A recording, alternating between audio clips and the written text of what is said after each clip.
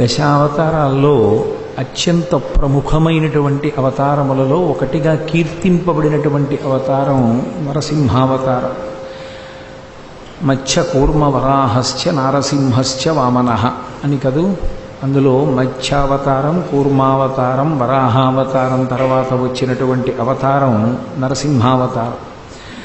నరసింహావతారం పైకి కనపడేటటువంటి కథ, దానికి ఎంత రంజకత్వం ఉంటుందో, ఎంత విశేషమైనటువంటి పద్యభాగంతో పోతన గారు దాన్ని ఆంధ్రీకరించారో, బాహ్య సౌందర్యంతో పాటుగా ఆంతరముగా మనం నిత్య జీవితంలో తెలుసుకుని అనుష్ఠించవలసినవి, మనసులో పదిలంగా జ్ఞాపకం పెట్టుకోవలసినటువంటివి అనేకమైనటువంటి విషయాల్ని భాగవతంలో నరసింహోపాఖ్యానంలో మనకి ఇచ్చారు మహానుభావుడు వ్యాస భగవానుడు. ఆ వ్యాస భగవానుడు ఎంత అద్భుతంగా అందించారో అంత వైభవోపేతంగానూ పోతన గారు దాన్ని ఆంధ్రీకరించారు. అందులో నిన్నటి రోజున మీతో నేను మనవి చేసి ఉన్నాను, హిరణ్యాక్ష హిరణ్యకశిపులనేటటువంటి కవల పిల్లలుగా జయ విజయులు జన్మించడం జరిగింది దితి కశ్యపులకు. లోకంలో ఎక్కడ ఎవరు పుట్టినా కశ్యప ప్రజాపతి సంతానంగానే చెప్పబడతారు. ఎందుకంటే ప్రజాపతులలో మొదటివాడైన సమస్త సృష్టికి ఆద్యుడు. అందుకే ఈ భూమినంతటినీ కూడా పరశురాముడు దానం చేసినప్పుడు కశ్యప ప్రజాపతికే దానం చేశాడు. కశ్యప ప్రజాపతి దానం పుచ్చుకున్నది కాబట్టి ఈ భూమికి కాశ్యపి అని ఒక పేరు. అటువంటి ఆ యజ్ఞవరాహావతారం హిరణ్యాక్షుణ్ణి సంహరించింది. హిరణ్యాక్షుడు మరణించాడు అని తెలుసుకున్నాడు హిరణ్యకశిపుడు. కడుపులో క్రోధం ఒక వంక, సంహరించినటువంటి విష్ణు భగవానుడి మీద కోపం. రాక్షస తత్వము అన్నదానికి అర్థం ఎక్కడుంటుందంటే, చంపాడని కోపం పెట్టుకుంటాడు తప్ప చంపడానికి కారణమేమో తెలుసుకోడు. అంతటి మహానుభావుడు ధర్మానుష్ఠానాన్ని ఎంతో ఇష్టపడేటటువంటి వాడు, భక్తి అన్న మాటకి కట్టుబడేటటువంటి శ్రీ మహావిష్ణువు తన సోదరుణ్ణి మట్టు పెట్టాడు అంటే ఎంతటి అధార్మికమైనటువంటి ప్రవర్తన కలిగినటువంటి వాడు తన సోదరుడనేటటువంటి విషయాన్ని విస్మరించి విష్ణువుతో పగ పెంచుకున్నాడు. పైకి ఒకలా ఉంటాడు, లోపల ఒకలా ఉంటాడు. ఏడుస్తున్నారు. ఆ తల్లి అయినటువంటి దితి, హిరణ్యాక్షుని యొక్క భార్యలు, బిడ్డలు. సహజం, ఆయన శరీరం విడిచిపెట్టాడన్న కారణం చేత ఏడుస్తున్నారు. హిరణ్యకశిపుడు వాళ్ళ దగ్గరికి వెళ్ళాడు. వెళ్ళి ఓదార్చడం మొదలుపెట్టాడు.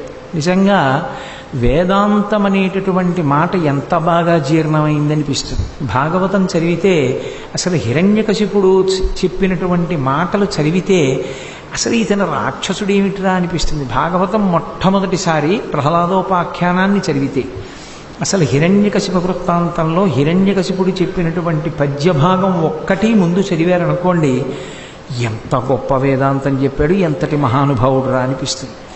అంత గొప్పగా మాట్లాడాడు. తల్లి దగ్గరికి ఆ మరదలు పిల్లల్ని ఓదారుస్తూ వెళ్ళంటాడు, ఎవ్వడు సృజించు ప్రాణుల ఎవ్వడు రక్షించు త్రుంచు ఎవ్వడనంతుండెవ్వడు విభుడెవ్వడు వాడి విధమున మనుచు వినుచు హేలారతుడై అంటాడు. ఎందుకమ్మా ఏడుస్తారు? మనం అనుకున్నవి జరుగుతాయా? లోకంలో ఒకడున్నాడు, వాడు ఈ మాంసనేత్రానికి దొరకడు, కానీ వాడు జంత్రగాడై ఈ ప్రాణులన్నిటినీ ఆడిస్తూ ఉంటాడు. ఎవ్వడు సృజించు ప్రాణుల ఎవ్వడు రక్షించు త్రుంచు ఎవ్వడనంతుండెవ్వడు విభుడెవ్వడు వాడి విధమున మనుచు వినుచు హేలారతుడై. వాడు ఈ లోకములన్నిటినీ హేళగా సృజిస్తాడు, ప్రాణులను సృష్టిస్తాడు. ఆయన ఎంతకాలం ఉంచాలనుకున్నాడో అంతకాలం ఉంచుతాడు. ఎప్పుడు లయం చేసేయాలనుకుంటాడో అప్పుడు లయం చేసేస్తాడు. ఆయన మీద ఆధారపడుతుంది తప్ప ఇంతకాలం నేను బ్రతికుంటానని ఒకడు కోరుకున్నా, ఆయన ఇంతకాలం బ్రతికుండాలని తత్సంబంధీకులు కోరుకున్నా బ్రతుకుతారా? ఏమీ పిచ్చి. పుట్టిన వాళ్ళందరూ ఉండిపోయారా లోకంలో? అందరూ వెళ్ళిపోవట్లా? వెళ్ళిపోయిన వాళ్ళందరూ వెళ్ళిపోదామని సిద్ధపడి కోరుకుని వెళ్ళిపోయిన వాళ్ళ? ఎవరైనా ఈ లోకం విడిచిపెట్టి వెళ్ళిపోయేటప్పుడు చాలు చాలు చాలా కాలం బతికాను, ఇక నేను సెలవు తీసుకుంటానని సంతోషంగా వెళ్ళిపోయిన వాడు ఎవరైనా ఉన్నాడా? ఆఖరి ఊపిరిలో కూడా ఇంకా బ్రతకాలని కోరుకుంటాడు. రామకృష్ణ పరమహంస చెప్పినట్టు త్రాచుపాము కప్పని మింగుతుంది, ఇంకా పూర్తిగా మింగలేదు, 3 వంతులు మింగేసింది. ఆ కప్ప నోరు బయటికి ఉంది. అటుగా ఎగురుతున్న ఈగని నోరు తెరిచి పట్టుకుందామని కప్ప ప్రయత్నిస్తుంటుంది. ఏ కప్ప? త్రాచుపాము నోట్లో ఉన్న కప్ప.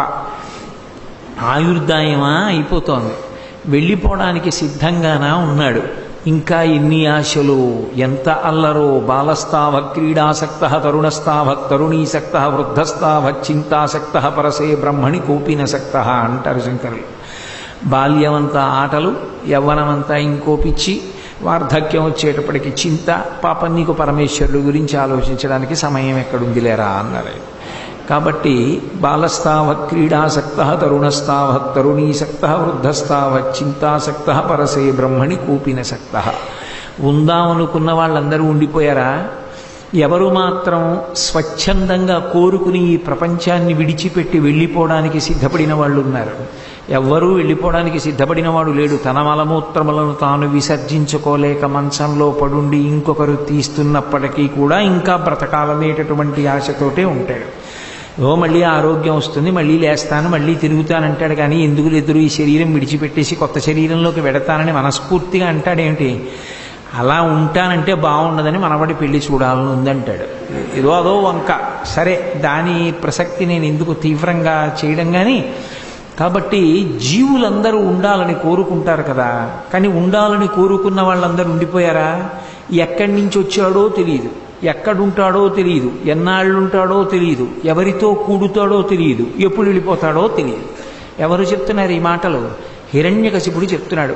సుయజ్ఞోపాఖ్యానము అని ఒక ఉపాఖ్యానాన్ని చెప్పాడు. వెళ్ళి తన యొక్క తల్లికి, మరదలికి, ఆ తమ్ముని యొక్క సంతానానికి వాళ్ళు ఏడుస్తుంటే, నిరాహార నివిష్టపాంధుల క్రియం సంసార సంచారుల్ ఒత్తురు కూడి విత్తురు సదా సంగంబులీదొక్కచో. కాబట్టి శూరుల్పోయడి త్రోవపోయనుభవత్సూనుండు తల్లి మహాశూరుండాతడు తద్వియోగమునకు దుఃఖింప నీకేటికిన్ అన్నాడు. ఎంత గొప్పగా మాట్లాడాడో. నిరాహార నివిష్టపాంధుల క్రియం సంసార సంచారుల్ ఒత్తురు కూడి విత్తురు సదా సంగంబులీదొక్కచో. అమ్మా, మంచి వేసవికాలం, గ్రీష్మ ఋతువు నడుస్తోంది. ఒక 4 వీధుల కూడలిలో ఎవరో దయ కలిగినటువంటి వాడు ఒక చలివేంద్రం పెట్టాడు. అక్కడికి బాటసారులు 4 వైపుల నుంచి వచ్చి కలుసుకుంటారు. కలుసుకున్న వాళ్ళు తలపాగాలు విప్పి ఉత్తరీయాలు తీసి దులిపి అక్కడ కూర్చుని చల్లటి నీళ్లు తాగుతారు. మీరు ఎటెడుతున్నారని అడుగుతారు. మేమేదో ఇలా అన్నవరం చూడడానికి ఎడుతున్నామండి అంటారు. మీరు ఎటెడుతున్నారంటే మేము అన్నవరం నుంచే వస్తున్నాం, జగ్గంపేట ఎడుతున్నాం. మీరెటెడుతున్నారు? కాకినాడ పెడుతున్నాం. ఇంకొకరు ఎటెడుతున్నారు? ఏదో శాంతి ఆశ్రమం వైపు పెడుతున్నారు. 4 దిక్కులకు వెళ్ళిపోతారు. కాసేపు అక్కడ కూర్చుంటారు. అబ్బో ఎండలు చాలా గట్టిగా ఉన్నాయండి, మా ఊళ్ళోనూ ఇంతే, మీ ఊళ్ళోనూ ఇంతే మాట్లాడుకుంటారు. ఎంతసేపు కలిసి ఉంటారు? వాళ్ళు వచ్చింది మంచినీళ్ళు తాగడానికి. మంచినీళ్ళు తాగడం అయిపోయింది, ఎవరి దారిని వాళ్ళు వెళ్ళిపోతారు. అమ్మ, ఈ లోకంలో కూడా అంతే అమ్మా. ఎక్కడో పుడతాడు, యవ్వనం వస్తుంది, ఇంకొక స్త్రీని స్వీకరిస్తాడు. ఇద్దరికీ కలిపి కొంత సంతానం పుడుతుంది. మా పిల్లలు అంటారు. ఏదో ధూర్జటి కళహస్తీశ్వర శతకంలో ఓ చిత్రమైనటువంటి మాట అంటాడు. ఆలంచున్మెడ కట్టి దానికి నపత్యశ్రేణి కల్పించి తద్బాలవ్రాతము నిచ్చిపుచ్చుకొను సంబంధంబు కావించి అన్నాడు. ఓ కొడుకుని కూతుర్ని కంటాడు. అబ్బో, కూతురు పెళ్ళి అంటాడు. ఎంత పొంగిపోతాడో. ఆ కూతురు పెళ్లి చేసేస్తాడు. పుట్టింది కొడుకు కూతురు, కూతురు వెళ్ళిపోయింది ఇంకో ఇంటికి. కొడుక్కి పెళ్లి చేసి ఇంకో అమ్మాయిని తెచ్చుకుంటాడు. నా కోడలు అంటాడు. పుట్టింది కొడుకు కూతురు, ఓ అమ్మాయిని ఇచ్చేసాడు, ఇంకో అమ్మాయిని తెచ్చుకున్నాడు.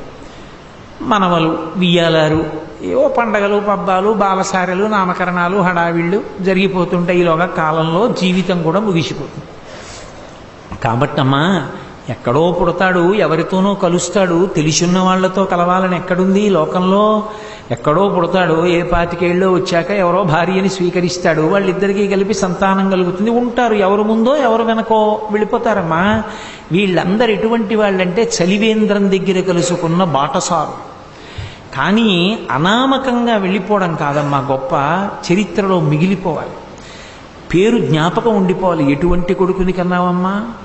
భవత్సూనుండు, నీ కొడుకు శూరుండాతడు, మహాశూరుడమ్మా.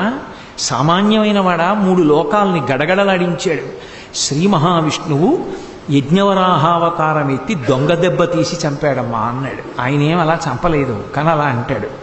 దొంగ దెబ్బ తీసి చంపేశాడమ్మా నా తమ్ముణ్ణి, లేకపోతే ఆయన్ని చంపడం సామాన్యమైన విషయమా? అంత గొప్పవాడు. అటువంటి వాడు వెళ్ళిపోతే ఏడవచ్చా? ఏడవకూడదు. మహాశూరుండాతడు తద్వియోగమునకున్ దుఃఖింప నీకేటికి. అటువంటి వాడు వెళ్ళిపోతే ఏడవడం ఏమిటమ్మా? పనికి మాలినవాడిగా పుట్టి ఏ పేరు ప్రతిష్ట ఎవరికీ తెలియకుండా పక్కింటి వాడికి వెనకింటి వాడికి కూడా తెలియనంత అనామకమైన జీవితాన్ని గడిపి వెళ్ళిపోతే అనుకోవాలి. కానీ ఎంత కీర్తి సంపాదించాడమ్మా! హిరణ్యకశిపుడి దృష్టిలో కీర్తి సంపాదించాడు, లోకం దృష్టిలో అపకీర్తి సంపాదించాడు. కాబట్టి నీరాహార నివిష్టపంధుల క్రియం సంసార సంచారుల్ ఒత్తురు కూడి విత్తురు సదా సంగంబులేదొక్కచో శూరుల్ పోయిడి త్రోవపోయనుభవత్సు నుండు తల్లి మహాశూరుండాతడు తద్వియోగమునకున్ దుఃఖింప నీకేటికిన్ అని. అయినా ఏడుపు మానకుండా ఏడుస్తున్నటువంటి తల్లిని, మరదల్ని, పిల్లల్ని చూసి ఆ పక్కనున్న వాళ్ళ వంక తిరిగి ఓ మాట చెప్పాడు. అసలు నిజంగా ఈ ఒక్క పద్యం జ్ఞాపకం ఉంటే ఎంత వేదాంతం చెప్పాడరా అనిపిస్తుంది. మచ్చిక వీరికెల్ల బహుమాత్రము చోద్యము దేహి పుట్టుచున్ చచ్చుటు నుండ చూచెదరు తా చావకమానిడు వారి భంగి ఈ చచ్చిన వానికెచ్చెదరు ఇదెక్కడి చోద్యము ఎచ్చట నుండి వచ్చే నచ్చటికి పోవుట నైజము ప్రాణికోటికిన్ అన్నాడు. ఏమిట్రా వీళ్ళందరికీ ఇదో దిక్కుమాలిన అలవాటు. మచ్చిక వీరికెల్ల బహుమాత్రము చోద్యము, చాలా ఆశ్చర్యం. దేహి పుట్టుచున్ చచ్చుచునుండ చూచెదరు. ప్రతి ప్రాణి పుట్టినది చచ్చిపోతోందన్న విషయాన్ని చూస్తూనే ఉంటారు. మా తాతగారు వెళ్ళిపోలా, ముత్తాతగారు వెళ్ళిపోలా, తండ్రి గారు వెళ్ళిపోలా, తల్లిగారు వెళ్ళిపోలా, పుట్టిన ప్రాణులన్నీ వెళ్ళిపోతాయి. పుట్టింది అంటే దానికి వెళ్ళిపోయేటటువంటి తేదీ కూడా ఉంటుంది. కాబట్టి ఎందరో వెళ్ళిపోతారు, చూస్తున్నారు. కానీ ఎవరో వీళ్ళకి ప్రీతిపాత్రమైనటువంటి ఒక వ్యక్తి వెళ్ళిపోతే మాత్రం వెళ్ళిపోయాడని ఏడుస్తారేమిటి? ఎంత వేదాంతం చెప్పాడు నిజంగా. మచ్చిక వీరికెల్ల బహుమాత్రము చోద్యము దేహి పుట్టుచున్ చచ్చుచునుండ చూచెదరు తా చావకమానెడు వారి భంగి ఈ చచ్చిన వానికెచ్చెదరు. ఏదో వీడు చచ్చిపోకుండా ఉండిపోతాడు, వాడొక్కడే తెలివి తక్కువ వాడైపోయి చచ్చిపోయి వెళ్ళిపోయాడు అన్నట్టు ఏడుస్తాడేంటి? వీడు మాత్రం చచ్చిపోయి వెళ్ళిపోవడం ఏంటి? ఎచ్చట నుండి వచ్చనచ్చటికి పోవుట నైజము ప్రాణికోటికిన్. ఎక్కడ నుండో వచ్చాడు, వచ్చిన వాడు అక్కడికి వెళ్ళిపోవాలి, అది సిద్ధాంతం. నేను ఇక్కడికి ఉపన్యాసం చెప్పడానికి మా ఇంటి నుంచి బయలుదేరి వచ్చాను, ఇక్కడే కూర్చుని ఉండిపోతానా ఏమి? జీవితాంతం వెళ్ళిపోతాను కాసేపు ఆగి మా ఇంటికి. ఎక్కడ నుంచి వచ్చాడో అక్కడికి వెళ్ళిపోవడం నైజము ప్రాణికోటికి. మరి ఆయన కూడా ఎక్కడి నుంచో వచ్చాడు. కాతే కాంత కస్తే పుత్ర సంసారో యమతీవ విచిత్ర కస్యత్వం కక్కుతయాయాత తత్వం చింతయ తదీయభ్రాత అంటారు శంకర భగవత్పాదులు. ఏమిట్రా నేనని గుండెల మీద చెయ్యేసుకున్నంత విర్రవీగుతావు?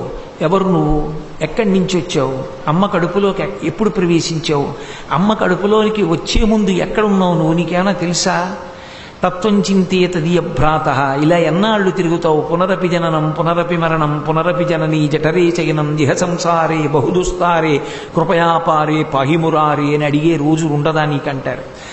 అలా అమ్మ కడుపులోకి ఎక్కడి నుంచో వచ్చాడు, ఎక్కడ నుంచి అమ్మ కడుపులోకి వచ్చాడో అలాగే మళ్ళీ నిష్క్రమించి వెళ్ళిపోవాలా వచ్చిన చోటికి. కాబట్టి ఎచ్చట నుండి వచ్చనచ్చటికి పోవుట నైజము ప్రాణికోటికిన్. ఆ వెళ్ళిపోవడం అనేటటువంటిది చాలా సహజమైన విషయం. అంత గుండెలు బాదుకుని ఏడుస్తారు ఎందుకు హిరణ్యాక్షుడు చచ్చిపోతే? అలా ఏడవకూడదన్నాడు. అలా ఏడవకూడదన్నాడు. ఇంత ఊరడించాడు, వాళ్ళందరూ విన్నారు. అబ్బో చాలా వేదాంతం చెప్పాడన్నారు. ఏదో మనసు ప్రశాంతతని పొందారు. ఈయన అది రాక్షసతత్వము అన్న మాటని అర్థం చేసుకోవాలి. రాక్షసత్వము అన్న మాటకు అర్థం ఏమిటంటే వాడికి వేదాంతం తెలియదని, వాడు చదువుకోలేదని, వాడికి భగవంతుడి గురించి ఏమీ తెలియదని, జీవ పరిణామం గురించి తెలియదని అనుకుంటే తప్పు. ఎన్నో విషయాలు తెలుసు, ఎన్నో విషయాలు మాట్లాడతాడు, అనుష్ఠాన పర్యంతములోనికి రాదు. తన వరకు తన దగ్గరికి వచ్చేటప్పటికీ దేన్నీ పాటించడు. పరోపదేశ వేళాయాం సర్వే వ్యాసపరాశరాహ. ఇంకొకటికి చెప్పమంటే ప్రతివాడు వ్యాసుడు పరాశరుడే నాలాగే. అనుష్ఠించమన్నారనుకోండి చాలా కష్టం. సంధ్యావందనం చెయ్యండి అని చెప్పడం తేలిక. తాను నియమం తెప్పకుండా సంధ్యావందనం చేస్తే తెలుస్తుంది సంధ్యావందనం యొక్క గౌరవం ఏమిటో. ఒక్క సంధ్యావందనం చెయ్యడానికే జీవితంలో అంత ధృతి కావలసి ఉంటే నోటితో ప్రవచనం చేస్తున్న విషయాలన్నింటినీ ఆచరించడానికి జీవితంలో ఎంత ధృతి ఉండాలి, ఎంత పట్టుదల ఉండాలి. అందుకే పరమ యథార్థంగా చెప్పాలి అంటే మనం ఎన్ని మాట్లాడామన్న దానికన్నా ఎన్ని విషయాల్ని అనుష్ఠించామన్నదే చాలా గొప్ప.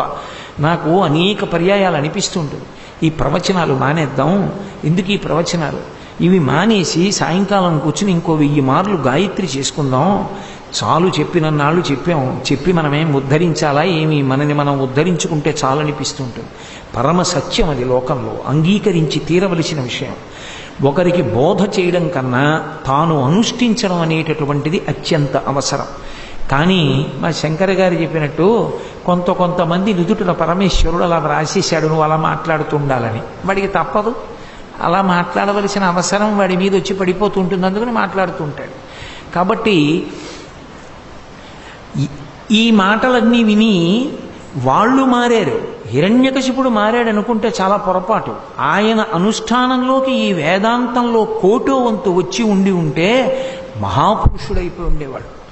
ఎందుకంటే చరిత్రలో మీరు పౌరాణిక వాంగ్మయాన్ని తీసుకుంటే అసలు రాక్షసులలో హిరణ్యకశిపునిలా తపస్సు చేసినటువంటి రాక్షసుడు మీకు కనపడడం. అంత ఘోరమైనటువంటి తపస్సు చేశాడు, బ్రహ్మగారిని అంత మెప్పించాడు. అంత మెప్పించినటువంటి వాడు ఈ కోరిక కోరకుండా శంకర భగవత్పాదులు శివానంద లహరిలో చెప్పినట్లుగా నాకు ఏమీ అక్కర్లేదయా, వటుర్వా గేహీవా యతిరపి జటీవా తదితరో నరో వా యఃకశ్చిద్ భవతు భవ కింతేన భవతి యదీయం హృత్పద్మం యది భవదధీనం పశుపతే తదీయస్త్వం శంభో భవసి భవభారంచ వహసి అంటారు. నా మనస్సు సర్వకాలముల యందు నీ పాదపద్మముల యందు ఉండాలని కోరుకుని ఉంటే, విభీషణుడు ధర్మాన్ని కోరుకున్నట్టుగా కోరుకుని ఉంటే రామాయణంలో విభీషణుడు ఎలా చిరంజీవి అయిపోయాడో హిరణ్యకశిపుడు కూడా అంత గొప్పవాడై ఉండేవాడు. కానీ నోటితో చెప్పడానికి పనికొచ్చిన వేదాంతం అనుష్ఠానం చేయడానికి పనికి రాకపోతే, తన ధర్మాన్ని తాను అనుష్ఠించకపోతే దాన్ని మెట్ట వేదాంతం అని పిలుస్తారు. అది మంచి పద్ధతి కాదు. నువ్వు ఏది చెప్తున్నావో అందులో నువ్వు అనుష్ఠించి తీరాలి. నీ అనుష్ఠానానికి పనికిరాని విషయాన్ని, నువ్వే ఆచరించిన విషయాన్ని 10 మందికి చెప్పడానికి యోగ్యత ఉండదు.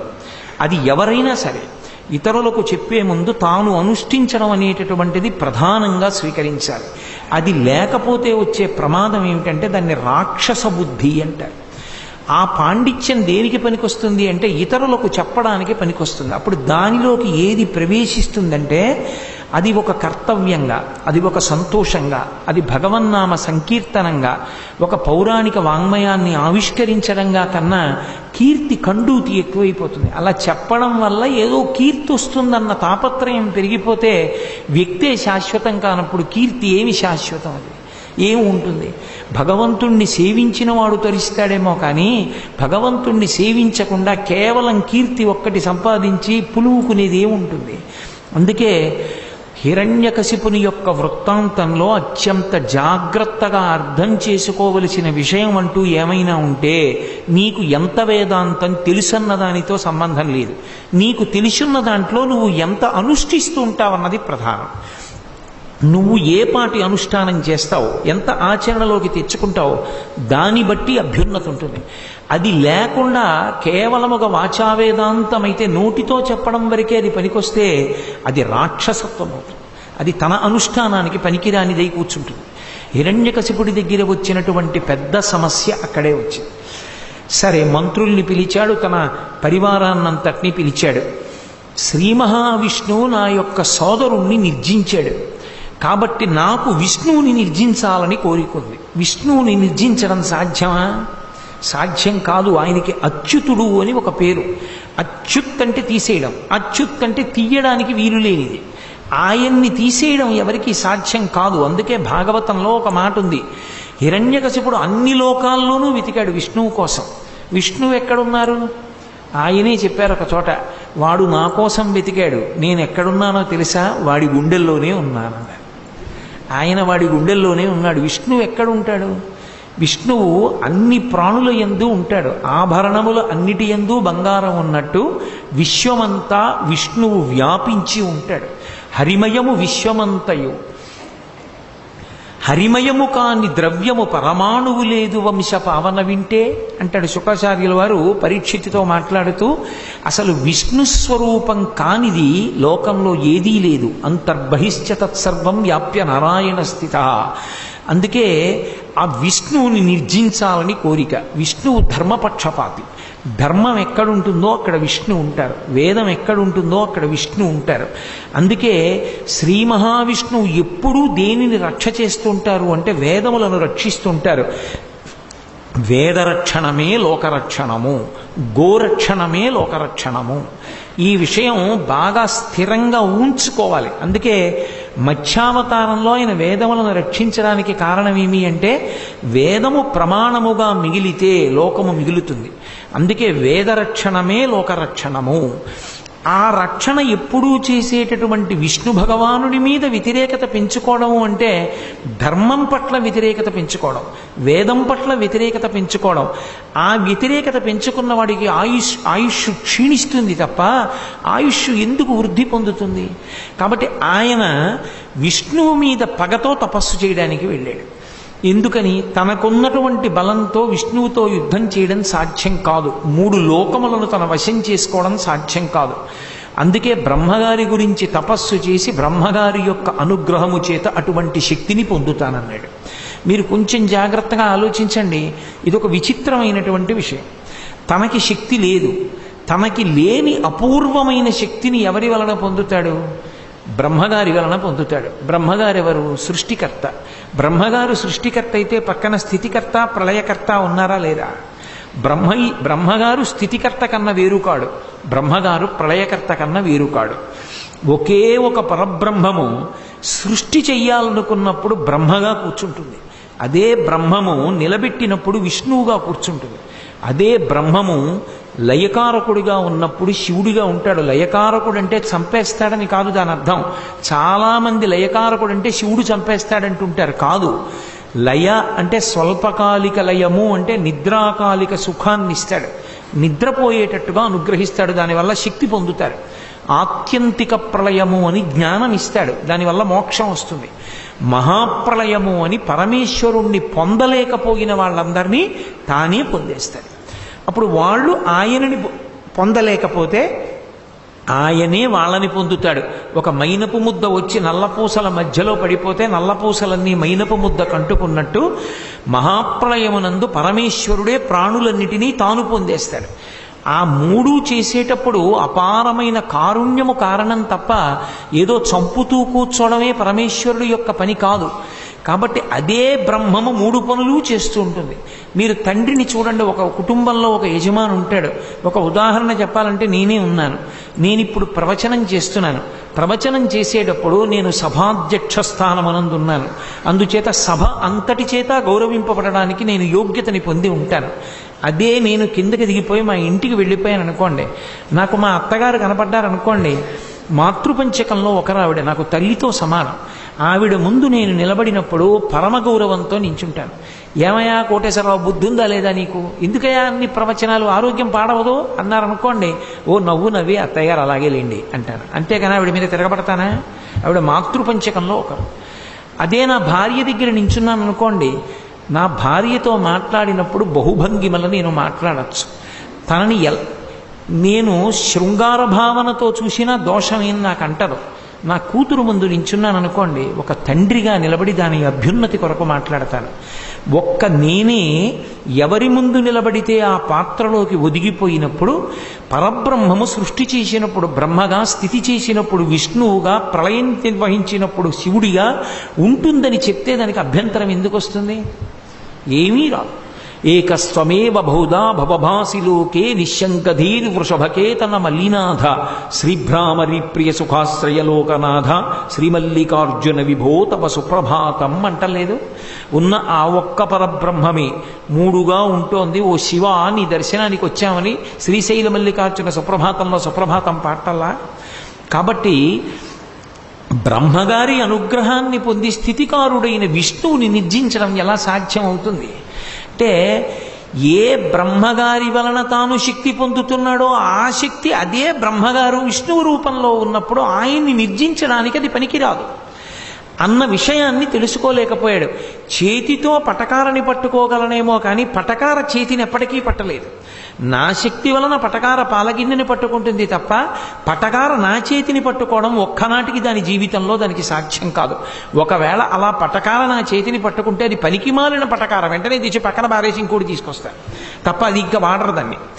అటువంటిది ఆ బ్రహ్మగారి అనుగ్రహంతో తపశక్తి వలన శక్తిని పొంది ఆ శక్తితో విష్ణువుని నిర్జించడం అసలు ఎలా సాధ్యం? అది రాక్షస బుద్ధి అన్న మాటకు అర్థం. వాడు భక్తి లేదనడానికి మీకు ఉండదు, తపించడు అనడానికి ఉండదు. తపించడానికి వేదంలో ఉన్నటువంటి మార్గాన్ని అనుష్ఠించడు అనడానికి అవకాశం ఉండదు. వేదము చెప్పినటువంటి వాడు పరమేశ్వరుడే అన్న నమ్మకం వాడికి లేదని అనడానికి అవకాశం ఉండదు. ఇన్ని ఉన్న భగవంతునికి వ్యతిరేకంగా మాత్రం బుద్ధి నిలబెట్టుకుని ఉంటాడు. ఇది ఏది మూలమో ఆ మూలాన్ని పాడు చేసేస్తుంది. అది ఉండకూడని బుద్ధి, దానినే రాక్షస బుద్ధి అంటారు. కాబట్టి ఇప్పుడు వెళ్ళి బ్రహ్మగారి గురించి తపస్సు మొదలుపెట్టాడు. ఎన్ని సంవత్సరములు తపస్సు చేశాడని బ్రహ్మగారు చెప్పారో తెలుసా? ఆయనకి తెలియదు. ఎందుకంటే తపస్సు చేస్తున్న హిరణ్యకశిపుడికి అసలు కాలం కాదు, తన శరీరం ఏమైపోయిందో తెలియదు. అది కృతయుగం కాబట్టి ఉన్నాడు. బ్రహ్మగారు ముక్కు మీద వేలేసుకున్నాడు. ఆ మాట ఎప్పుడు అనలేదు. ప్రత్యక్షమైనప్పుడు ముక్కు మీద వేలేసుకుని నువ్వు ఇంకా ఎలా ఉన్నావు రాసలు అని అడిగాడు. ఎందుకనంటే చీమలు పురుగులు ఆయన నెత్తుట్ని మాంసాన్ని మజ్జని కూడా నాకేశాయని రాశారు భాగవతంలో. అంటే అస్థిపంజరం ఒకటే ఉంది హిరణ్యకశిపుడికి, కేవలం అస్థిపంజరం ఉండి అప్పుడు ఎముకలు ఉంటే ప్రాణం ఉండేటటువంటి యుగం కనుక అస్థిగత ప్రాణములు కనుక అస్థిపంజరం ఒకటి మిగిలిపోయింది కాబట్టి హిరణ్యకశిపుడు మిగిలిపోయాడు. ఆయన తపస్సు చేసింది ఎన్నేళ్ళు అంటే 100 దివ్య సంవత్సరములు చేశాడు. 1 సంవత్సరం 2 సంవత్సరాలు కాదు, 100 దివ్య సంవత్సరములు తపస్సు చేస్తే అతనికి తెలియదు. అసలు ఇంతకాలం నడిచిపోయిందన్న విషయం ఆయనకి తెలియదు. అంత గొప్ప తపస్సు బ్రహ్మగారి గురించి చేశాడు. ఇంత తపస్సు చేస్తే ఆయన యొక్క కపాలంలోంచి తపోధూమం బయలుదేరింది. అది సర్వలోకములను కప్పుతోంది. దేవతలందరూ వెళ్ళి అరవిందాసన అని పిలిచారు బ్రహ్మగారిని. పిలిచి ఈ ధూమాన్ని తట్టుకోలేకపోతున్నాం, ఆ హిరణ్యకశిపుని యొక్క కోరికలు ఏమిటో తీర్చండి అన్నారు. ఆ దేవతలందరూ ప్రార్థన చేస్తే బ్రహ్మగారు హంసవాహనం మీద బయలుదేరి వచ్చాడు. ఆయన మీద పుట్టలు పట్టేశాయి, పుట్టల మీద చెట్లు పెరిగిపోయాయి. ఆయన శరీరం ఒకటి లోపల ఉంది అని గుర్తుపట్టడానికి అవకాశం లేకుండా అస్థిపంజరం ఒకటే ఉంది. అసలు పలకరించడానికి అవకాశం ఎలా? బ్రహ్మగారు తన కమండలంలో నీళ్లు పోసుకుని చల్లాడు. చల్లితే ద్విగుణీకృతమైన ఉత్సాహంతో శరీరాన్ని పొందాడు. శరీరాన్ని పొంది పుట్టలోంచి పైకొచ్చాడు. సాధారణంగా మీకు ఎప్పుడైనా తపస్సు చేస్తే ప్రత్యక్షం అవగానే పరమేశ్వరుడు ఎవరు తపస్సు చేశాడో వాడు స్తోత్రం చేస్తాడు. హిరణ్యకశిపుని వృత్తాంతంలో ముక్కు మీద వేలేసుకున్నవాడు బ్రహ్మగారు, ప్రత్యక్షమైన వాడు తెల్లబోయాడు. ఆయనే ఒక కితాబ్ ఇచ్చాడు. ఇటువంటి తపస్సు గతంలో నేను చూడలేదు. అద్భుతం! ఏమి తపస్సు! ఇటువంటి తపస్సు ఇంకొకరు చేస్తారని కూడా నాకు నమ్మకం లేదు. అంత గొప్ప తపస్సు చేశావు, నీకేం కావాలని అడిగాడు. నిజంగా బ్రహ్మగారు అంత ప్రీతి చెందారు అంటే హిరణ్యకశిపుడి నోటి వెంట భక్తి, ధర్మము, మోక్షము ఈ మూడిటిలో ఏదైనా ఒక మాట వచ్చి ఉంటే ఇవాళ భారతదేశంలో రామచంద్రమూర్తికి ఉన్న దేవాలయాల కన్నా వెంకటేశ్వరుడికి ఉన్న దేవాలయాల కన్నా హిరణ్యకశిపుడికి ఎక్కువ దేవాలయాలు ఉండేవి. అంతటి మహానుభావుడైపోయి ఉండేవాడు. కానీ ఆయన కర్మ అలా ఉంది.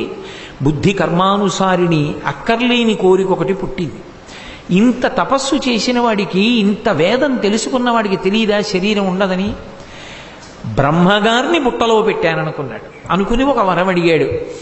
గాలిన్ కుంభిని అగ్ని అంబువల ఆకాశస్థలిన్ దిక్కులన్ రేలన్ ఘస్రములన్ తమప్రబల భూరిగ్రాహ జంతు నర వ్యాళాదిత్య సమస్త్రాస్త్ర శస్త్రాళిన్ మృత్యువులేని జీవనములో కాధీశ ఇప్పించవే అన్నాడు. ఎన్ని కోరికలో అందులో గాలిన్ కుంభిని అగ్ని అంబువల ఆకాశస్థలిన్ దిక్కులన్ రేలన్ ఘస్రములన్ తమప్రబల భూరిగ్రాహ రక్షో మృగ వ్యాళాదిత్య నరాది జంతు కలహవ్యాప్తిన్ సమస్త్రాస్త్ర శస్త్రాళిన్ మృత్యువులేని జీవనము లోకాధీశ ఇప్పించవే అంటే తథాస్తు అన్నాడు అనుకోండి.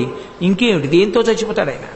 అందులో ఎన్ని అడిగాడంటే, నేను పంచభూతములలో గాలిలో చచ్చిపోకూడదు, భూమి మీద చచ్చిపోకూడదు, అగ్నిలో చచ్చిపోకూడదు, నీటిలో చచ్చిపోకూడదు, వాయువు వలన చచ్చిపోకూడదు, జంతువుల వలన చచ్చిపోకూడదు, పాముల వలన చచ్చిపోకూడదు, నరుల వలన చచ్చిపోకూడదు, మృగాల వలన చచ్చిపోకూడదు, ఇంట్లో చచ్చిపోకూడదు, బయట చచ్చిపోకూడదు, రాత్రి చచ్చిపోకూడదు, పగల చచ్చిపోకూడదు, ఏ దిక్కుల యందు చచ్చిపోకూడదు. ఇంక ఏమిటి చచ్చిపోవడానికి? అది ఆయన ఆలోచన. కానీ పరమేశ్వరుడికి తెలియదు వీటికి మినహాయింపు తీసుకురావడం. ఆయనకి తెలుసు, సర్వజ్ఞుడు పరమేశ్వరుడు. అది శంకర భగవత్పాదులు అంటారు. నీకు ఎంతపాటి మేధస్సు ఉందని నువ్వు పరమేశ్వరుణ్ణి బురుడీ కొట్టించగలను అనుకుంటున్నావు.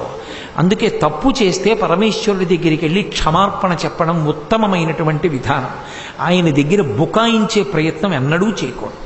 అందుకే ఎప్పుడైనా మనిషి ఒక రోజు జీవితంలో మిగల్చుకోవలసినటువంటి యోగ్యత ఏమిటి అంటే, ఇవాళంతా నేను బ్రతకడం ఏ యోగ్యత కోసం బ్రతకాలంటే, రేపు సూర్యోదయ సమయంలో నేను నా పూజా మందిరంలోకి వెళ్ళడానికి కావలసిన యోగ్యత మిగల్చుకోవాలి. నేను పూజామందిరం తలుపు తెరిచి నమస్కారం చేసి లోపలికి వెడితే పరమేశ్వరుడు తన పాదములు నా చేత కడిగించుకోవడానికి సిద్ధపడేటట్టుగా బ్రతకాలి. నిన్నను నువ్వు ఏం చేశావు? ఇవాళ నాకు నమస్కారం పెట్టడానికి వచ్చావా? నీ బ్రతుకు నాకు తెలియదు అనుకుంటున్నావా? నీ పూజ నీ పుచ్చుకుంటానా అన్నాడు అనుకోండి, ఏమైపోయినట్టు నా బతుకు? ఎందుకు ఆ బతుకు ఇంకా? అందుకే ఒకరోజు బ్రతుకు దేనికి అంటే, మరునాడు పూజామందిర ప్రవేశానికి యోగ్యత. నేను గడప దాటడానికే సిగ్గుపడి లెంపలేసుకోవలసి వచ్చిందనుకోండి, కనీసం రెండో రోజు అలా బతకూడదు. రోజూ లెంపలేసుకునే పూజ గదిలోకి వెళ్ళవలసి వస్తే నేను పూర్తి చేయడం అనవసరం. ఆ వాక్యం నా నోటి వెంట నేను ఎందుకు పలకాలి? కాబట్టి మనిషి జీవించడం దేనికి అంటే, భగవంతుని దృష్టిలో ఆయనని పూజించడానికి తగినటువంటి యోగ్యతని సిద్ధింపచేసుకోవడానికి వీలైన రీతిలో ధర్మానుష్ఠానం చేస్తూ బ్రతకగలగాలి తప్ప, నువ్వు ఎన్ని మాట్లాడితే ఎవరికి కావాలి? భగవంతుని ముందు నిలబడడానికి యోగ్యత ఉందో లేదో నీకు తెలుసు, ఆయనకి తెలుసు. మరనాడు పొద్దున్న పూజ గదిలోకి వెళ్ళినప్పుడు నీ భార్యకి తెలియకపోవచ్చు, నిన్న కన్న తల్లిదండ్రులకు తెలియకపోవచ్చు, కడుపున పుట్టిన బిడ్డలకి తెలియకపోవచ్చు. నీకు తెలుసు, ఆయనకి తెలుసు నువ్వేం చేశావు. ఆయన ముందు నిలబడడానికి యోగ్యత ఉందో లేదో తెలుసు.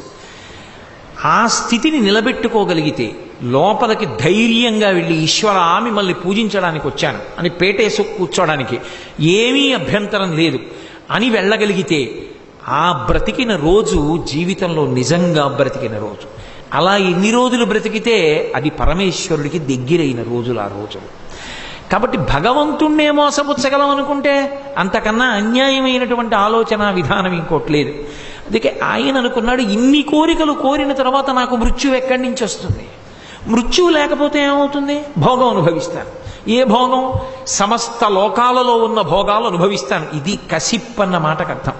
హిరణ్య కసిపుడు అనడానికి కారణం అది. కసిప్ అంటే పక్క, మంచం, భోగానుభవం. ఎందుకు శరీరంతో ఉండాలని కోరుకుంటున్నాడంటే, భోగములను అనుభవించడానికి రాక్షస బుద్ధికి సాత్విక బుద్ధికి తేడా అక్కడ ఉంటుంది. ఈ శరీరంతో ఉండాలని ఎందుకు కోరుకోవాలి అంటే, ధర్మానుష్ఠానము కొరకు శరీరంతో ఉండాలని కోరుకోవాలి. అంతేకాని ఈ శరీరంతో ఉంటే ఏమవుతుంది అంటే, భోగాలు అనుభవించడానికి శరీరంతో ఉంటాను అని అనుకున్నాడు అనుకోండి, ఉత్తర క్షణంలో రాక్షస బుద్ధితో నిలబడ్డాడని గుర్తు. భోగానుభవం కోసం నిలబడకూడదు, ధర్మానుష్ఠానం కోసం శరీరాన్ని వాడాలి. ఈ శరీరంతో ఉంటే మరికొంత ధర్మం చేస్తాను, రేపు మరికొంత ధర్మం చేస్తాను, ఇంకో 10 ఏళ్ళుంటే ఇంకొంత ధర్మం చేస్తాను, 20 ఏళ్ళుంటే, అలా ఎన్నాళ్ళు ఉండాలి? ధర్మం కోసం 1000 ఏళ్ళు ఉంటాను అనకూడదు. ఆ ధర్మం నన్ను పండించి ఈ శరీరాన్ని సాక్షిగా చూస్తూ పడిపోతుంటే చూడగలిగిన జ్ఞానం అబ్బాలని కోరుకోవాలి తప్ప, పిందెలా పడిపోతే దోషం, కానీ పిందె పండైపోయిన తర్వాత ముచికి నుంచి ఊడిపోయి తీరాలి, అప్పుడే పండు. పండిపోయాడంటారు, అందుకే ఆయన పండండి అంటారు. జీవితం ఎందుకంటే పండిపోవడం కోసం. అందుకే చిన్నతనంలో ఆటలాడినా పూర్వం పంటలు వేయించేవారు. ఏదో చేతులు ఇలా పెట్టి ఇలా పెట్టి ఇలా పెట్టి, ఎవడో ఒక్కడు వ్యతిరేకంగా వేశాడో వాడు దొంగని పండిపోయాడని పక్కకి తీసేవారు, మిగిలిపోయిన వాడు దొంగ అనేవారు. పండడం జీవితంలో నేర్చుకోవాలి. ఆ పండని వాడు దొంగ, పరమపద సోపానపటం ఆడితే ఆ పందెం వేస్తుంటే మెల్లిమెల్లిగా పైకెక్కి దేవతల్లోకి ఎడితే మళ్ళీ పునర్జన్మ, మధ్యలో ఉన్న పరబ్రహ్మంలోకి ఐక్యం అయిపోయే వరకు పందెం వేస్తూనే ఉండాలి ఆ దేవతల్లో తిరుగుతూ. చివరికి మధ్యలో ఉన్న విరాట్ పురుషునిలోకి పడిపోతే పందెం అమ్మయ్యా నేను పండిపోయాననేవాడు, నేను ఆట గెలిచాననేవాడు కాదు, పండిపోయాననేవాడు. ఆ పండిపోవడానికి నువ్వు పుట్టావు, పండడం నేర్చుకో. అందుకే అమ్మ చెప్పే కథలన్నీ కూడా జీవితం పండడానికి ఉపయుక్తమైన కథలు చెప్పి అన్నం పెట్టేటప్పుడు ప్రత్యేకంగా కథలు చెప్పేవారు తల్లులు. అన్ని కథలు చెప్పి ఓ మాట అనేవారు, నాన్న కథ కంచికి మనం ఇంటికి. వాడు అన్నం తినడం అయిపోయింది, కథ కంచికి మనం ఇంటికి అంటే ఏమిటి ఆ మాటకు అర్థం? కథలన్నీ కంచికి వెళ్ళడం ఏమిటి అంటే, కథ కంచికి అన్న మాటకు అర్థం ఏంటంటే నీ కథ కంచి చేరాలి. కంచి చేరడం అంటే కామాక్షి పరదేవతని చేరాలి. ఎవరావిడ? కామకోటి. కామకోటి అంటే ఏ కోరికకైనా హద్దు, మోక్షాన్ని కూడా ఇవ్వగలిగిన తల్లి. నీ కామము లౌకిక కామముగా కొంతకాలం ఉండి వైరాగ్యం అంకురించి ఈశ్వర కామము పుట్టి భగవంతుణ్ణి పొందాలనేటటువంటి ఆతృతతో ధర్మానుష్ఠానం చేసి పండిపోయి నువ్వు పరమేశ్వరుణ్ణి చేరిపోవాలి. ఈ మాట తల్లి కొడుకును అనలేదు, కొంచెం బాధ ఉంటుంది. ఆ మాట అనలేక నువ్వు పండాలని చెప్పడానికి నీ కథ కంచి కన్న దాంట్లో నీ తీసేసి కథ కంచికి మనం ఇంటికి అని తను చెప్పిన కథ కంచికి వెళ్ళినట్టు నీ కథ కంచికి వెళ్ళాలని ఆశీర్వచనం. పండడమే ప్రధానం. ఈ దేశంలో ఎవరిని ఎండమని అడగరు, పండమని అడుగుతారు. మీ చక్క పండంటి పిల్లాడు పుట్టాడండి అంటారు, పండులాంటి మనిషి అండి ఆయన అంటారు, పండులా ఉంటారండి అంటారు, ఆయన పండిపోయారండి అంటారు. పండడం ప్రధానం. ఆ పండడం రాకుండా ఎప్పుడూ భోగం కోసం శరీరంతోనే ఉండాలనుకోవడం రాక్షసత్వం. ఆయన ఏ ప్రవచనానికి వెళ్ళడు. ఎందుకు వెళ్ళడంటే ఆయనకేం బీపీ లేదు, షుగర్ లేదు, ఏమీ లేదు. ఎందుకు వెళ్ళడంటే వెడితే ఎక్కడో మెట్లు తన్నుకు పడిపోతే ఏదో వస్తుందని వెళ్ళాడు. ఎన్నాళ్ళు ఉంటావు అలా? దంతంపుల్ పడనప్పుడే తనువుయందు ఆరూఢియున్నప్పుడే కాంతాసంఘము రోయనప్పుడే జలాక్రాంతంబు కానప్పుడే వింతల్ మేన చెరించునప్పుడే కురుల్ వెల్వెల్ల కానప్పుడే చింతింపన్వలమీ పదంబుజములన్ శ్రీకాళహస్తీశ్వర అంటాడు ధూర్జటి. జుత్తు తెల్లబడిపోయినా, కళ్ళు సరిగ్గా కనపడకపోయినా 6:30కి ఉపన్యాసం మొదలవుతుందంటే 6:15కే చేతికర్ర పట్టుకుని వచ్చి మొదటి వరుసలో కూర్చుని ఉపన్యాసం వినాలనేటటువంటి కుతూహలం మిగిలిపోయిన వ్యక్తిగా ఉండాలి అంటే ఈశ్వర కటాక్షాన్ని పొంది ఉన్నవాడని అర్థం. లేకపోతే అప్పుడు కూడా ఆయనకి అంత ఆర్తి ఉంది భగవత్కథ వినాలంటే ఆయనకి భగవంతుని యొక్క అనుగ్రహం ఉందని గుర్తు. కాబట్టి ఆ ఈశ్వరానుగ్రహం కోసం జీవించాలి. ఈయన తద్వ్యతిరేకం, భోగం కోసం శరీరంతో ఉంటాను. ఏ భోగం? తనకి దొరికింది కాదు, 3 లోకములలో ఉన్నవి తనవి కావాలి. ఇప్పుడు దీనికి అంతుందా? అందుకోసం సంపాదించాడు ఈ బలాన్ని. ఇప్పుడు ఆ తపస్సు వలన ఉపయోగం ఏమైనా ఉందా? అది ఎంత గొప్ప తపస్సు అయినా కావచ్చు, ఎంత గొప్ప కోరికైనా కావచ్చు, సిద్ధించి ఎవరికి అది ఆదర్శప్రాయం అవుతుంది? హిరణ్యకశిపుని యొక్క వృత్తాంతాన్ని అర్థం చేసుకోవడం అంటే కేవలం జరిగిపోయిన కథగా వినడం కాదు. మనం ఎలా బ్రతకకూడదో, మనం ఎలా బ్రతకాలో తెలుసుకుని ఉండడం. పండిపోయినవాడు పండిపోయినవాడిగా ఉండడానికి సంతోషించగలిగితేనే అదృష్టం. ఒక వస్తువు తినలేకపోయాడు అనుకోండి, వృద్ధాప్యం వచ్చి ఎన్ని ఏళ్ళు తిన్నాను?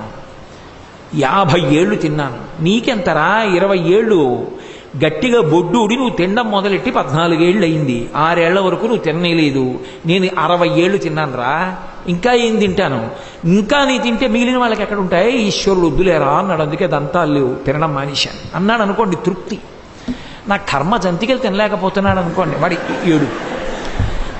జీవితం తృప్తితో ఉంటేనే పండుతుంది. తృప్తి లేని జీవితం ఎన్నటికీ పండదు. శరీరము వికారములను పొందుతున్నప్పుడు ఆ వికారము వెనక మనిషి తృప్తిని అలవాటు చేసుకోవడం కూడా నేర్చుకుంటే పండడం ప్రారంభమవుతుంది. పండడం ఒక్క క్షణంలో పండదు, చాలా సమయం తీసుకుంటుంది పండడానికి. ఒక పిందె పండవడానికి చాలా సమయం పడుతుంది. ఒక జీవితం పండడానికి ఎంతో అన్వయం చేసుకోవలసి ఉంటుంది. అందుకే కోరాడు ఆయన, అన్నాడు ఇచ్చాను. అంతేకాదు 3 లోకములను నేను గెలవగలగాలి, ఇచ్చాను. నాకు ఎదురు తిరిగి నిలబడగలిగిన వాడు ఉండకూడదు, దేవతలు కూడా నాకు వశవర్తులు కావాలి, ఇచ్చాను. చాలా సంతోషం, నీకో నమస్కారం. అన్నీ ఇచ్చాను కానీ కశ్యపపుత్ర ఒక్క మాట చెప్తాను నువ్వు అడగకపోయినా.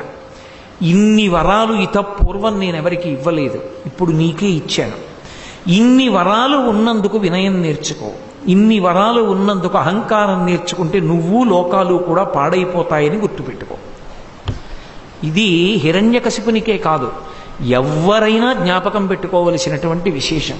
పరమేశ్వరుని యొక్క సృష్టిలో ఉన్న గొప్పతనం ఏంటంటే పనికి మాలిన వాడిగా ఎవ్వరినీ ఆయన సృజించడు. ప్రతి వాణి యందు ఏదో ఒక విభూతి నుంచుతాడు ఆయన. అందుకే మీరు చూడండి, శ్రీరామాయణం 24,000 శ్లోకాలలో రామచంద్రమూర్తి నువ్వు పనికి మాలిన వాడివి అని ఎవ్వరినీ అనడం. ప్రతి వాడిలో పనికొచ్చేది ఏదో ఒకటి ఉంటుంది ఆయనకి. ఈశ్వరుడు అలాగే సృష్టిస్తాడు సమస్త ప్రాణులను. అన్ని ప్రాణులను అలా సృష్టించినప్పుడు నీకు ఈశ్వరుడు ఏ విభూతినిచ్చాడో ఆ విభూతిని మళ్ళీ ఈశ్వరుడికి నైవేద్యం పెట్టేసేటప్పుడు పరమ వినయంతో నైవేద్యం పెట్టాలి తప్ప ఇది నాదని అహంకరిస్తే ఏ విభూతిని ఈశ్వరుడిచ్చాడో అది ఆ పరమేశ్వరుని యొక్క ఆగ్రహానికి కారణమవుతుంది. నాకు ఎవరో ఓ పెద్ద ఇల్లు ఇచ్చి, అయ్యో కోటేశ్వరరావు ఇందులో ఉండండి, మేము ఎలాగో అమెరికా వెళ్ళిపోతున్నాం అన్నారనుకోండి, అంటే నేను ఆ ఇంట్లో ఉండి ఫలానా వారి ఇల్లండి, పాపం వారు అమెరికాలో ఉన్నారు, నన్ను ఉండమన్నారు, నేను ఉంటాను, లేకపోతే ఇంత పెద్ద ఇంట్లో నేను ఎక్కడ ఉంటానండి, అద్దె ఇవ్వగలనా అన్నాను అనుకోండి. ఆయన ఒక 3 ఏళ్ళు పోయిన తర్వాత తిరిగి వచ్చినప్పుడు మీ ఇల్లు పాప ఆయన ఎప్పుడు చెప్తుంటారండి ఇల్లు ఇచ్చారని అన్నారు అనుకోండి, ఆయన సంతోషపడిపోయి వెళ్ళిపోతాడు. ఆ పెరట్లో కాసిన 2 జామకాయలు ఇస్తే. ఓ 3 ఏళ్ళు పోయిన తర్వాత ఆయన వస్తుంటే ఈ మధ్య మీరు ఇల్లు అమ్మేశారట, ఆయన కొనుక్కున్నారట కదా, ఈ మధ్య చెప్పారన్నారు అనుకోండి, ఆయన ఏం చేస్తాడు? వెంటనే ముందు ఖాళీ చేయించేస్తాడు. ఆయన ఇల్లని నేను ఆ ఇంట్లో ఎంతకాలం ఉన్నా ఆయనకి సంతోషమే. అది నా ఇల్లని నేనంటే ఆయన ఖాళీ చేయిస్తాడు. లౌకికంగానే ఆ మర్యాద ఉంటే పరమేశ్వరుడు ఇచ్చిన విభూతి విషయంలో ఉంటుందా ఉండదా? నిలబెట్టుకోవడానికి కారణం వినయం, పోగొట్టుకోవడానికి కారణం అహంకారం.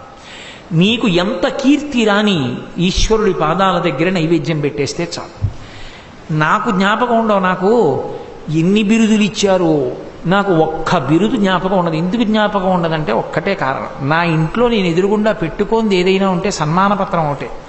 బిరుదిచ్చిన సన్మానపత్రం ఉంటే మరునాడు ఉదయం పూజా మందిరంలో ఈశ్వరుడి పాదాల దగ్గర పెట్టి పరమేశ్వర నా గురించి చెప్తే రాళ్ళెట్టి కొట్టేవారు. మీ గురించి చెప్పాను, ఈ సన్మానపత్రం ఇచ్చారు, పేరుకి నన్ను కానీ ఇదంతా మీకే చెందుతుంది, మీ పాదముల మీద పెట్టాను, అటక మీద పెడతాను, అనుగ్రహించాను, ఇక నాకు ఈ బిరుదు అక్కర్లేదు, నిన్న రాత్రి వాళ్ళు ఇచ్చారు, ఇవాళ పొద్దున్న మీ పాదాల దగ్గర వదిలిపెట్టేశాను అని చెప్పి తీసుకెళ్ళి అటక మీద పెట్టేస్తుంటాను. అంటే నేను మళ్ళీ ఇదో అహంకారం కింద చెప్పానని మీరు అనుకోకండి. నేను చెప్పడానికి నాకేం తెలుసు? మేధస్సులో ఆయన ప్రచోదనం చేస్తే కదా ఒక పద్యం జ్ఞాపకం రాలేదనుకోండి, నేనేం చెప్తాను? నా స్ఫురణ శక్తి ఆయన. నేను ఒక వాక్య నిర్మాణం చేస్తే ఆయన, 10 మంది సంతోషిస్తే అర్థమైతే ఆయన. నాదని ఏముంది?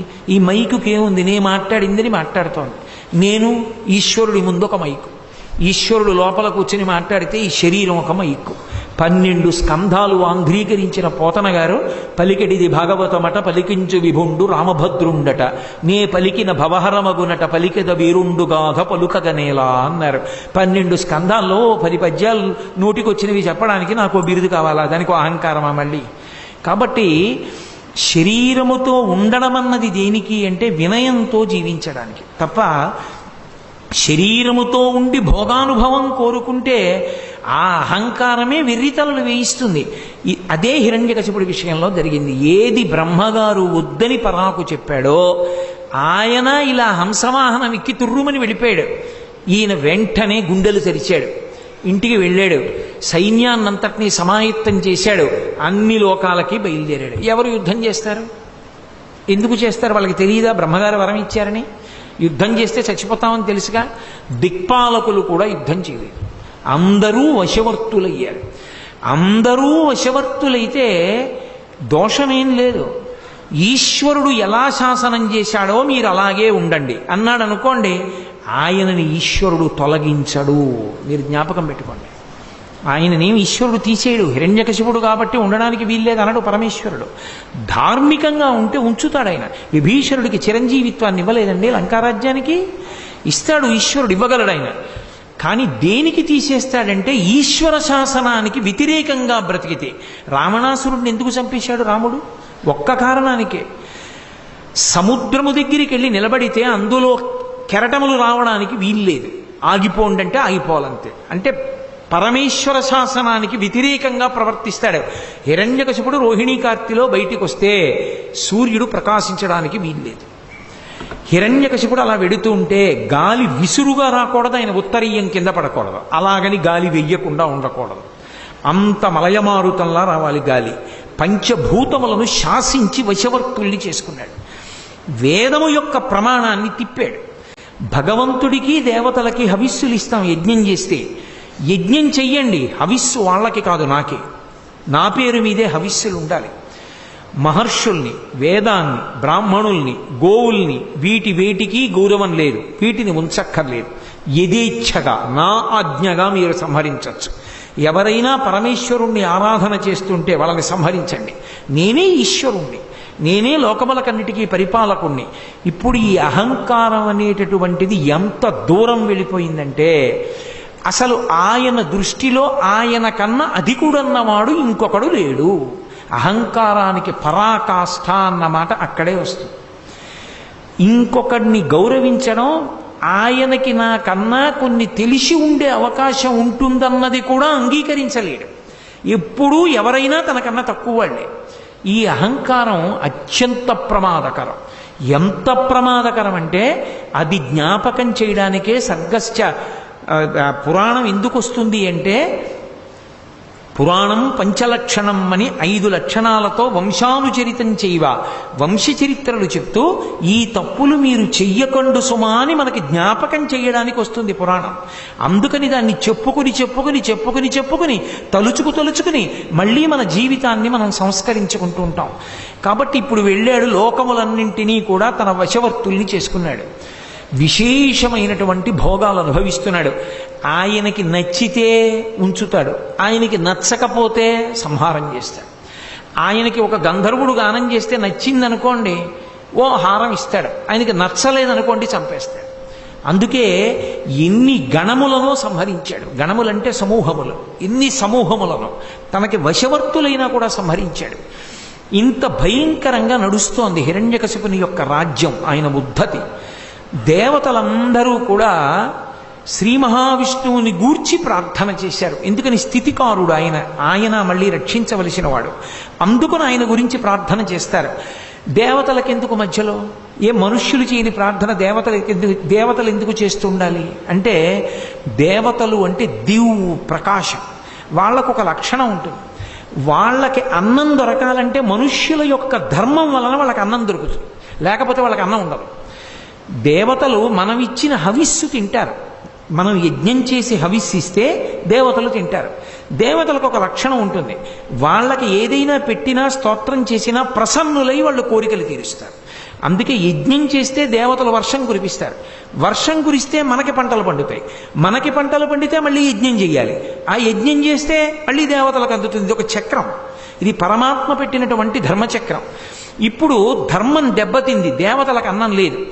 ఈశ్వరుడు ఏ ప్రమాణాన్ని పెట్టాడో ఆ ప్రమాణం తప్పిపోతోంది. కాబట్టి ఇప్పుడు దాన్ని మళ్ళీ నిలబెట్టవలసిన వాడెవరు? పరమేశ్వరుడే.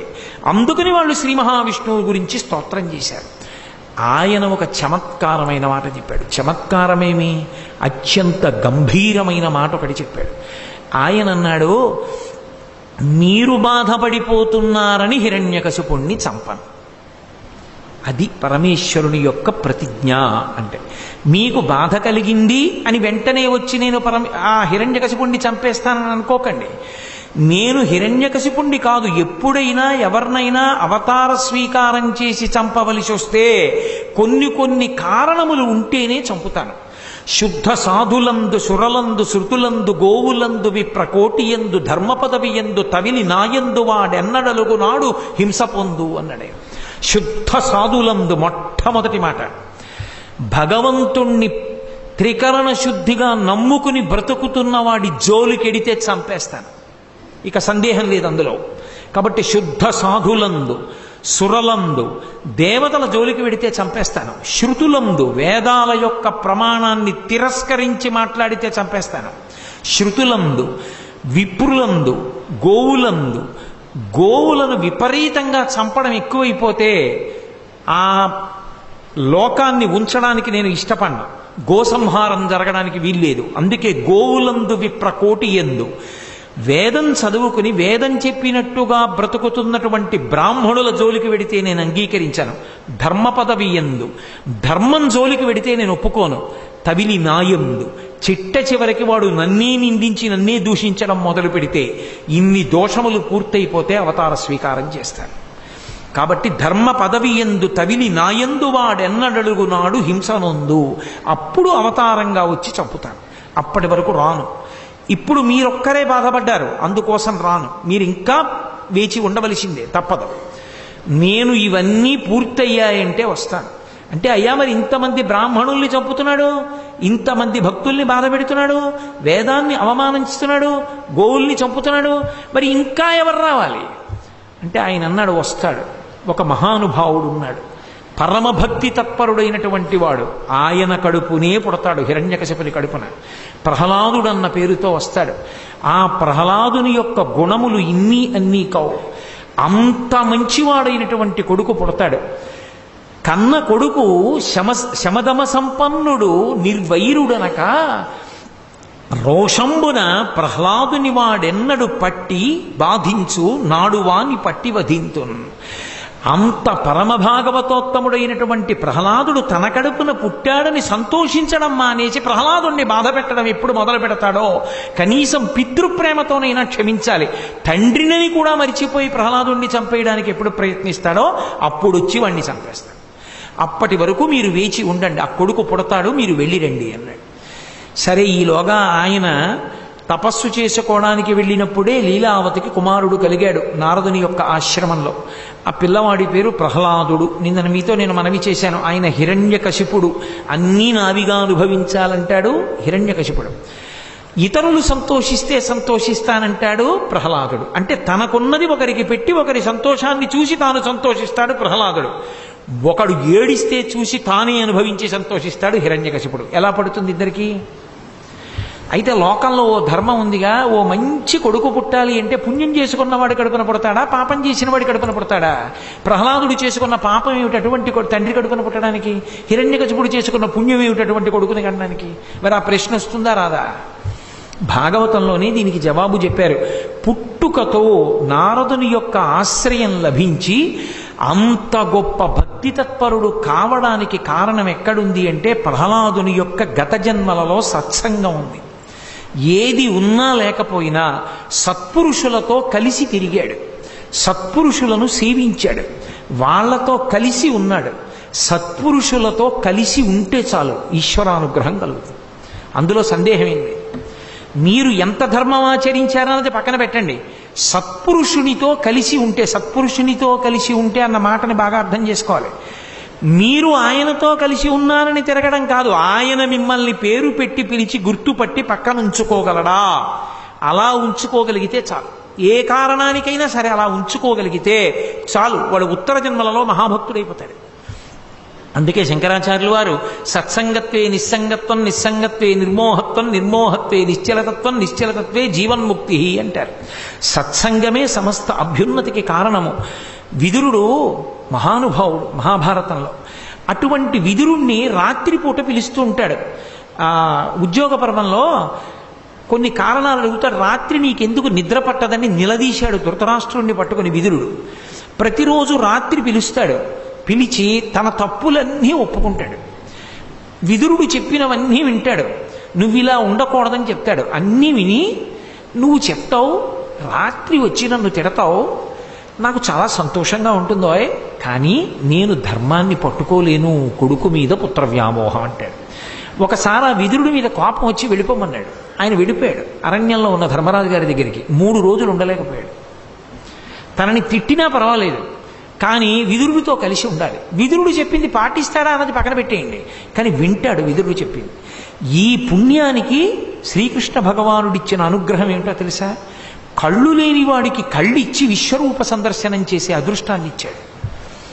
ఉత్తర జన్మలలో గొప్ప జన్మ లభిస్తుంది సత్పురుషుడితో కలిసి ఉంటే. కనీసం ఆయన నువ్వు ఇలా బతకూడదురా అని తిడితే, మహానుభావుడు ఆయన చెప్పింది దాంట్లో తప్పే ఉందని ఆ తిట్లు పడినందుకు ఆయన వీడు మారతాడని దగ్గర పెట్టుకుంటాడు. తిరగబడితే అవతలపమ్మంటాడు. కానీ దగ్గర ఉంచుకున్నాడు, గుర్తుపట్టాడు అనుకోండి, నువ్వా రారా అని పిలిచి కూర్చోబెట్టుకుంటున్నాడు అనుకోండి, అదొక్కటి చాలు ఉత్తర జన్మలలో మహాభాగవతుడుగా పుట్టడానికి. ప్రహ్లాదుడు అంతటి భక్తుడుగా పుట్టడానికి కారణము సత్సంగమే. అందుకే జీవితంలో తనకి తాను గొప్పగా చెప్పుకోవడానికి ఏమైనా మిగిలిందంటూ ఉంటే ఒక్కటే, ఒక్క మహాపురుషుడు ఎవరైనా మనని చూసినప్పుడు పేరు పెట్టి పిలుస్తారా? నేను ఒక మహాపురుషుడి దగ్గరికి వెడితే ఏమో కోటేశ్వరరావు బాగున్నావా అని అడిగారు అనుకోండి, నా జన్మ పండింది. మీరెవరు అన్నారనుకోండి, నేను చాలా ఎదగవలసి ఉందని గుర్తు. నేను ఎంత ధార్మికంగా బ్రతుకుతానో దాని వలననే మహాత్ముల యొక్క దృష్టిలోకి వెడతాను. ఇది పరమ సత్యం. మీరు అంగీకరించండి, అంగీకరించకపోండి, నేను ఒక పరమ యథార్థం చెప్తున్నా. మహానుభావులు కంచికామకోటి పీఠాధిపత్యం వహించిన ప్రాతస్మరణీయులు చంద్రశేఖరేంద్ర సరస్వతి మహాస్వామి వారు పశ్చిమ గోదావరి జిల్లా పర్యటనకు వచ్చారు. ధర్మానుష్ఠానం అంటే ధర్మానుష్ఠానమే, అలా చేసేవాడు బ్రాహ్మణుడు. ఆయనకి పరమాచార్య స్వామి వారిని దగ్గరగా చూడాలని కోరిక. పాపం 2 రోజులు వెళ్ళాడు ఆయన విడిది చేసిన చోటికి. ఓహో విపరీతమైన జనం. దూరం నుంచి చూసి అబ్బో ఈయన దగ్గరికి మనం ఎక్కడ వెడతాం, ఈయన మనతో ఎందుకు మాట్లాడతారు లేని ఇంటికి వెళ్ళిపోయిక వెళ్ళడం అనవసరం, ఇక్కడి నుంచే ఓ నమస్కారం అని పడుకున్నాడు. పరమాచార్య స్వామి 3వ రోజు తెల్లవారుజామున 2 గంటల వేళ ఎవరికీ చెప్పకుండా బయలుదేరిపోయి గబ్బ గబ్బ గబ్బ గబ్బ అంగలేసుకుంటూ కాలినడకన ఆ బ్రాహ్మణుడి ఇంటికి వెళ్ళిపోయారు. ఆయనకి ఎలా తెలుసని నన్ను అడక్కండి. ఆయన త్రికాలవేది, ఆయనకి తెలియందేం లేదు. ఆయన పరబ్రహ్మస్వరూపులు. తిన్నగా బ్రాహ్మణుడి ఇంటికి వెళ్ళారు. పశ్చిమ గోదావరి జిల్లా తణుకు దగ్గర జరిగింది. తిన్నగా బ్రాహ్మణుడి ఇంటికి వెళ్ళి నించున్నారు. నించుంటే ఆ ఇంటి ఇల్లాలు కలాబీ చల్లడానికి బయటికి వచ్చింది. వచ్చి ఆవిడ గలాబీ చల్లేసి ఇలా చూసింది. అరుగు మీద కూర్చుని ఉన్నారు పరమాచార్య, ఇలా సత్యదండం పట్టుకుని చలికాలం జపం చేసుకుంటూ. ఆవిడ చూసి హడిలిపోయింది. నడిచే దేవుడిని పేర్గాంచిన వ్యక్తి, ప్రపంచంలో కొన్ని కోట్ల మంది ఆయన పాదాలని స్మరించి నమస్కరిస్తారు. అటువంటి మహాపురుషుడు తన ఇంటి అరుగు మీద కూర్చుని ఉన్నారు. పరుగు పరుగున ఇంట్లోకి వెళ్ళి భర్తని పిలిచింది. నిద్రమంచం నుంచి తూలుతూ బయటకు వచ్చాడు. వచ్చి నేల మీద పడిపోయి నమస్కారం చేసి ఏడుస్తూ, మహానుభావ మీరు మా ఇంటికి వచ్చారా అన్నారు.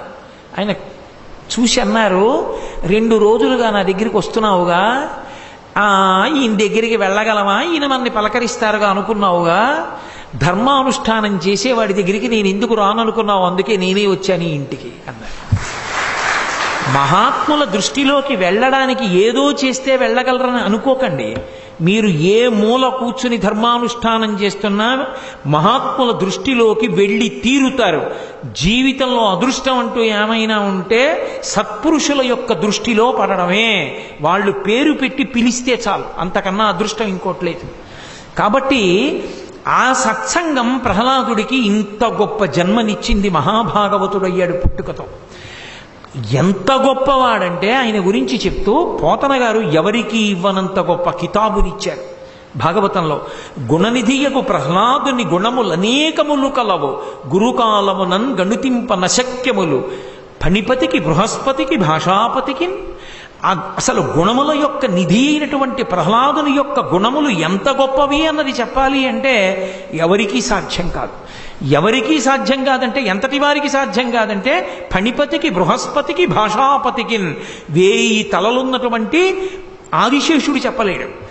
బృహస్పతికి దేవగురువు అయినటువంటి వాడు, బుద్ధిమంతులలో అగ్రగణ్యుడైనటువంటి బృహస్పతి చెప్పలేరు. ఇక భాషాపతికి సాక్షాత్ సరస్వతీదేవి యొక్క భర్త అయి 4 ముఖములతో వేదం చెప్పేటటువంటి చతుర్ముఖ బ్రహ్మగారు చెప్పలేరు ప్రహ్లాదుని యొక్క గుణములు.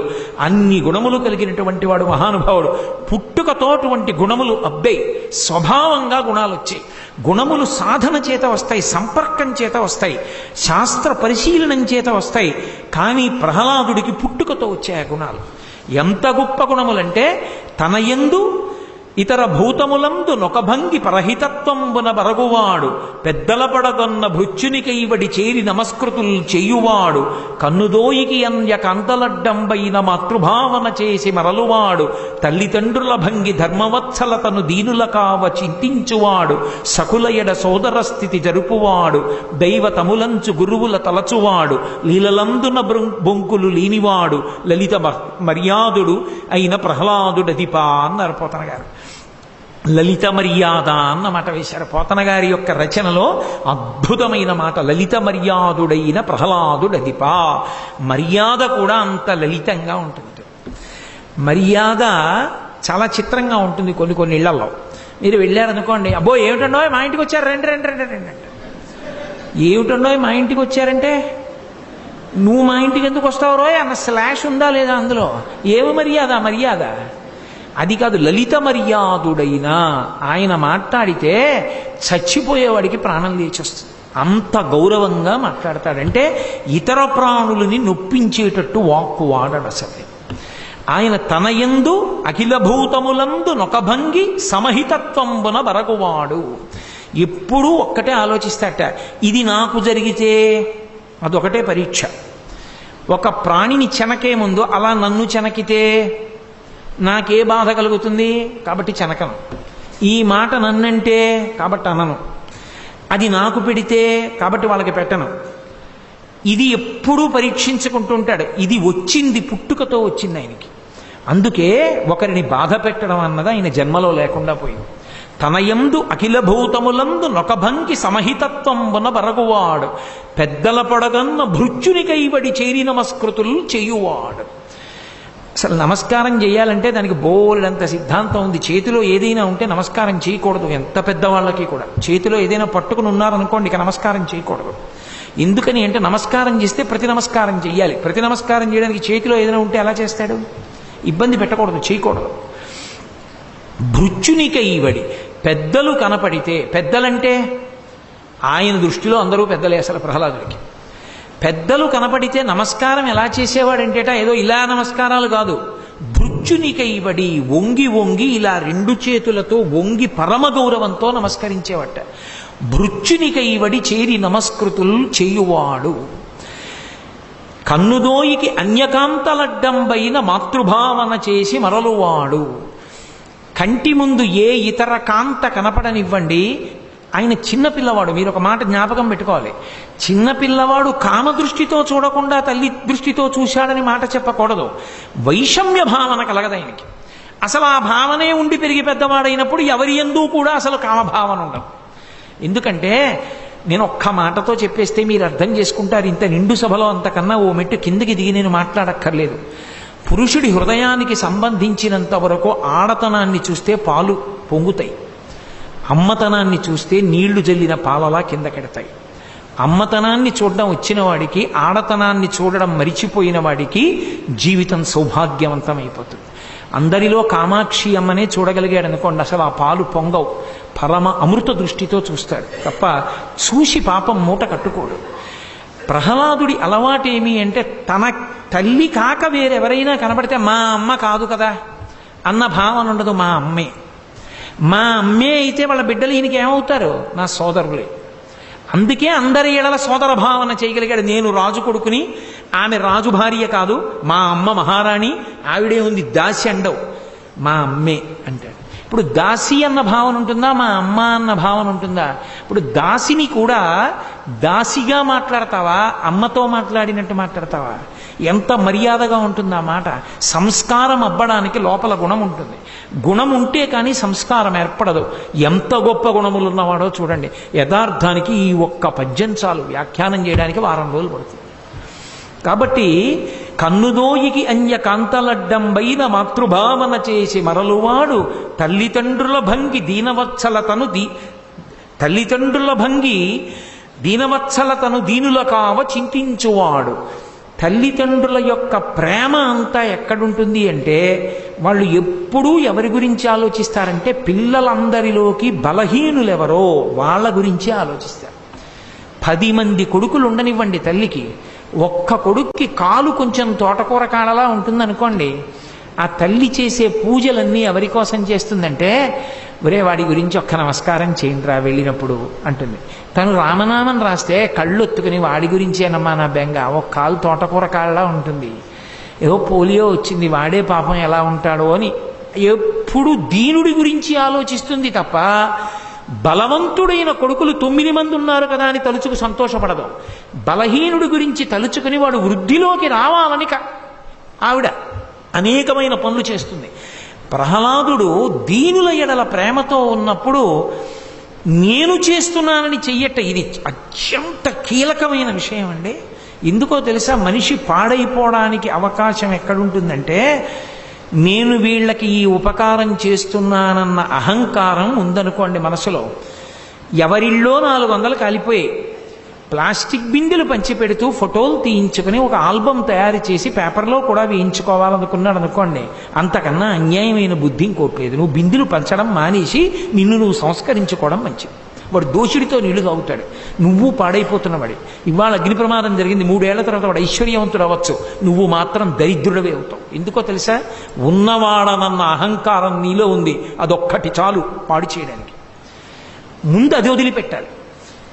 విష్ణు స్వరూపాన్ని చూసి నన్ను ఉద్ధరించడానికి ఈశ్వరుడిది చేయమన్నాడని చెయ్యాలి తప్ప శ్రియాదేయం హ్రియాదేయం భియాదేయం సిగ్గుతో ఇవ్వాలి తప్ప నేను ఇస్తున్నానని ఇవ్వమని చెప్పలేదు సనాతన ధర్మం.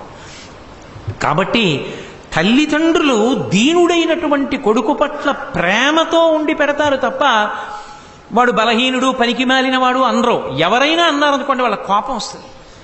ఏంటి మీ అబ్బాయికి పోలియోయా అన్నారనుకోండి, తల్లికి చటుక్కున కోపం వస్తుంది. ఏమిటా అడగడం కనపట్టాలా?